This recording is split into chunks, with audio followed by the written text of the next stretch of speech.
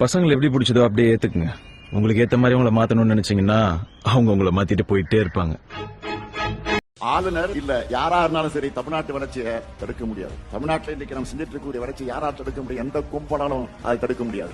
அது அவங்களுக்கும் தெரியும். அதனாலதான் குழப்பம் ஏற்படுத்த முடியுமான்னு பாக்குறாங்க. இப்போ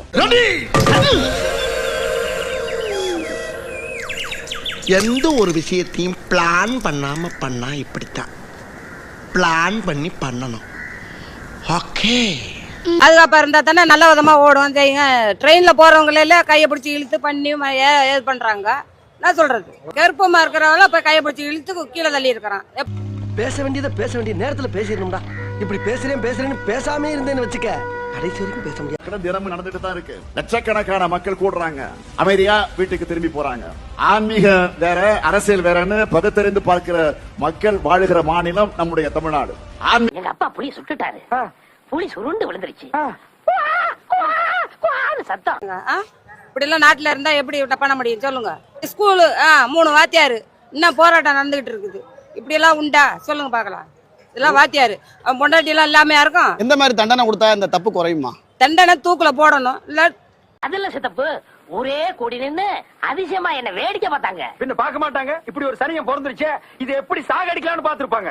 எப்பவும் ஏத்துக்க மாட்டோம், மக்களை ஏத்துக்க மாட்டாங்க. அதனால்தான் பாஜக ஆளுகிற மாநிலங்களை போல வன்முறை காடாக இல்லாம அமைதி பூங்காவாக தமிழ்நாடு இருக்கு.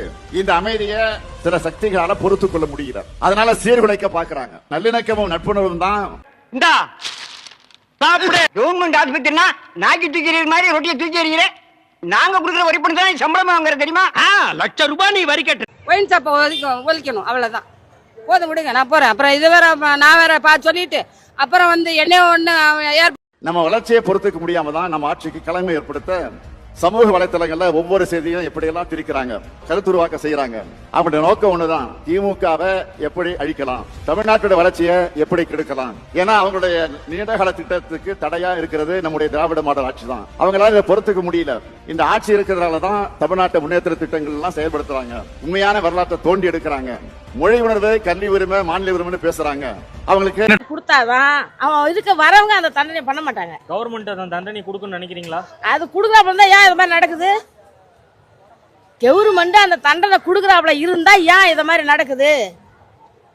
கல்வி உரிமை, மாநில உரிமைன்னு பேசுறாங்க.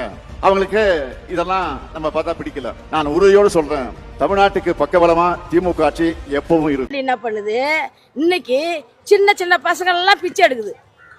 அதை பார்த்துக்கிட்டு இந்த கவர்மெண்ட் சும்மா தான் இருக்குது, இந்த போலீஸ்காரங்களும் சும்மா இருக்கிறாங்க. அதுக்கு காரணம் என்ன நீங்க சொல்லுங்க பாப்போம்? ஏன்னா கவர்மெண்டே பிச்சை எடுக்குது. அதனாலதான் அவங்க கம்மி. சாப்பாடு ஆறிடுங்க ஐயா. ஒரு 5 நிமிஷம் அதை தூக்கி அங்கே போடுங்க, இதை இங்கே போட்டுருங்க ஐயா. டிக்ளேர் பண்ணிடுங்க. இதுக்கு எதுக்கு 5 நிமிஷம்? எப்படியா? ஜங்கிலி ரம்பியை நான் 5 வருஷமா விளையாடிட்டு இருக்கேன். ஜெயிச்ச பணம் அத்தனையும் உடனுக்குடனே. ஒரு பக்கம் இப்படி நான் உழைச்சிக்கிட்டு இருந்தா, இன்னொரு பக்கம் தமிழ்நாட்டு வளர்ச்சிக்கு எதிரானவங்க நம்ம மேல அவதூறுகளை அள்ளி வீசுறாங்க, ஆட்சிக்கு கலகம் ஏற்படுத்துறாங்க. அவங்களுக்கு பதிலுக்கு பதில் பேசி நேரத்தை நான் வீணடிக்க விரும்பல. நம்முடைய நேரத்தை ஆக்கப்பூர்வமான பணிகளுக்கு செலவிடணும், அப்படிதான் நான் நினைக்கிறேன். விஷக்கிருமியோட அக்கப்போர் ஊற்றுகள் எல்லாம் காலம். நம்ம மக்கள் ஒரு பிரி கொடுக்குறாங்க, நம்ம கீழே போய் நிக்கிறோம் பாரு. அதனாலதான் அவன் இருக்க அவன் என்ன செய்யணும்னு நினைக்கிறான். நம்மளுக்கு பிரி தேவை கிடையாது. படிச்சவங்களுக்கு ஒரு வேலை, படிக்காதவங்களுக்கு ஒரு வேலை, வயசானவங்களுக்கு ஒரு வேலை. அந்த வேலையை அவன் பயன்படுத்தினான்னா இந்த மாதிரி அட்டூழிய நடக்காது. புரியுதுங்களா? அது கவர்மெண்ட்டுக்கிட்ட இல்லை.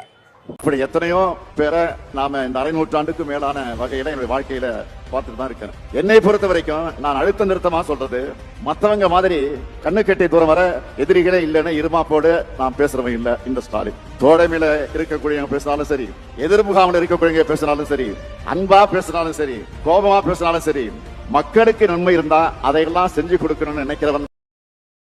நான் இதை சொல்லிட்டு நான் வெளியே போக முடியுமா? எனக்கு நீ பாதுகாப்பு நீ கொடுப்பியா? கொடுக்க மாட்டேன். நீ ஏசி ரூம்ல உட்காந்து நான் வெளியில போகணும். அதே மாதிரி தான் ஒருத்தர் தலை சாச்சின்னு போறாங்க. அவங்க உயிரை பாதுகாத்துக்கிறாங்க. சரியா? ஏன் திரும்ப திரும்ப திராவிட மாடல் ஆட்சி தான் நான் சொல்றேன். நீங்க நினைக்கலாம் ஏதோ ஏதோ கோமாளி மாதிரி ஏதோ நோ பண்ணிட்டு இருக்கானம்மா அப்படின்னு, ஜோக்கர் மாதிரி அப்படின்னு. உண்மையிலே ஜோக்கர் தான். நான் மட்டும் ஜோக்கர் இல்ல, என் தலைவர் நிக்கில் அவர்களும் ஜோக்கர் தான்.